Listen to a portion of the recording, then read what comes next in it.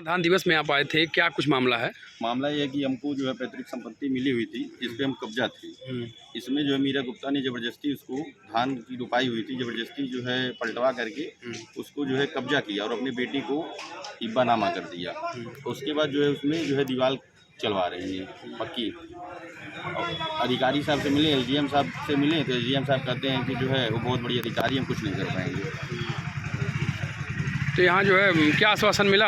आश्वासन ये मिला है कि एडीएम साहब ने कहा है एसडीएम साहब को जो है मतलब कि इस पर कार्रवाई करें और जांच करें इस पर।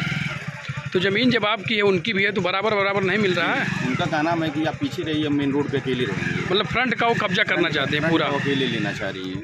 और बेटी जज हो गई है, इसकी वजह से जो है वो किसी को कुछ नहीं समझती हैं। नहीं, ऐसा मतलब बेटी जज हो गई तो किसी की ज़मीन कोई नहीं ले लेगा? और इसके पूर्व में भी वो हमारे ऊपर फर्जी मुकदमा करवाई, हमारी ज़मीनों को कब्जा की है। इसलिए वो महिला होने की वजह से उनको फ़ायदा मिल जाता है कि वो उनके साथ उत्पीड़न हो रहा है, लेकिन ऐसा कुछ नहीं, बिना जांच के वो मुकदमा करवा देती हैं। वही उनका है कि हम इनके खिलाफ मुकदमा करवा देंगे, अपने आप ज़मीन से हट जाएंगे। कहाँ का मामला है ये? मामला ग्राम कसैला का है। थाना कौन सा है? थाना खलीलाबाद। क्या नाम आपका? घनश्याम गुप्ता। जी मैम, अभी आपके खिलाफ तहसील दिवस में एक एप्लीकेशन पड़ा है जिसमें ये आरोप लगाया गया कि आप प्रशासन से मिलके किसी ज़मीन को कब्जा कर रहे हैं। क्या मामला है, पूरा क्या है? सर, ये बिल्कुल झूठा मामला है और झूठा आरोप लगाया गया है। ये मेरी ज़मीन है और इस ज़मीन की सूचना समस्त ये मैंने एप्लीकेशन के द्वारा समस्त प्रशासन को दी है और ये मामला उनकी संज्ञानता में है। जांच हो रही है और ये ज़मीन मेरी है और मैं इस पर अपना बाउंड्री करा रही हूँ।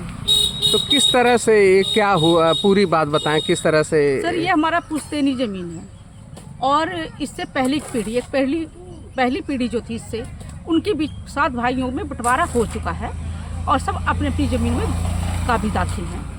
हम इस ज़मीन में 2 भाई हैं, एक मेरे देवर और एक हम।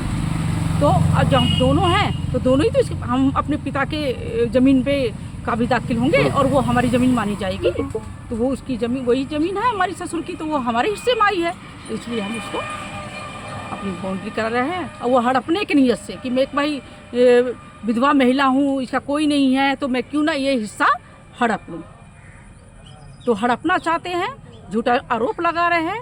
उनकी सारी बातें निराधार हैं और मैं समस्त प्रशासन से निवेदन करती हूँ, विनम्र निवेदन करती हूँ कि इसकी जांच करें और जो पक्ष दोषी हो उसे सख्त से सख्त सजा दें।